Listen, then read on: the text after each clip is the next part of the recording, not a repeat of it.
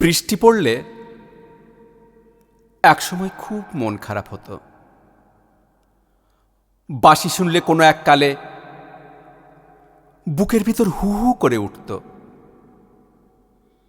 বিজয়া দশমীর সন্ধেবেলায় চোখে জল আসত। আজকাল এসব কিছুই হয় না। বৃষ্টি পড়লে রান্নাঘরের দিকে হাঁক পাঠাই, আজ খিচুড়ি হোক। বাঁশি শোনার মতো অবকাশই জোটে না। বিজয়া দশমীর ধুমধুমার উন্মত্ত নাচানাচির মধ্যে যেতে আর মন চায় না। অথচ দিব্যি বেঁচে আছি। ছেলেবেলায় গলির মোড়ের ভিখিরি বুড়োকে দেখলেই খুব ইচ্ছে হতো ওকে গিয়ে দুটো টাকা দিয়ে আসি। ছেঁড়া জামা গায়ে পাড়ার মুদিখানায় কাজ করতো যে ছেলেটা, তাকে দেখলে ইচ্ছে হতো ওকে আমাদের বাড়িতে ডেকে আনি, আলমারি থেকে একটা ভালো জামা বের করে পরতে দেই। আজকাল সব কিছুই হয় না।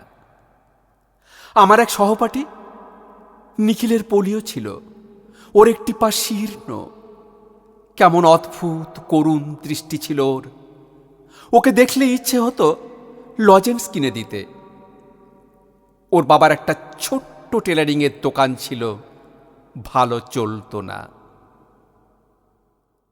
পাশের বাড়ির রত্নাদি বিয়ে হবার 6 মাস পরে যে বাপের বাড়ি ফিরে এসেছিল হাতে সুটকেস আর চোখের পাতায় জল নিয়ে, সেই রত্নাদি ওদের 3 তলার ছাদের আলসেতে হাত রেখে যখন চুপটি করে বিকেল দেখত, স্কুল ফেরত আমি ভীষণ চাইতাম ছুটে গিয়ে রত্নাদিকে বলি, আমার সঙ্গে খেলবে এসো।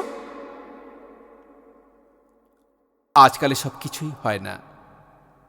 ভালো মাইনে পাই, রবিবারে মাংস, পুজোর ছুটিতে সিমলা বা রাজস্থান, ফ্রিজ, টিভি, গিজার, কত কিছুতে যে ঢাকা পড়ে গেছি।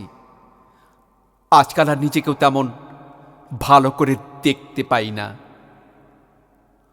অথচ বৃষ্টি পড়লে কোনো এক কালে খুব মন খারাপ হতো, সত্যি।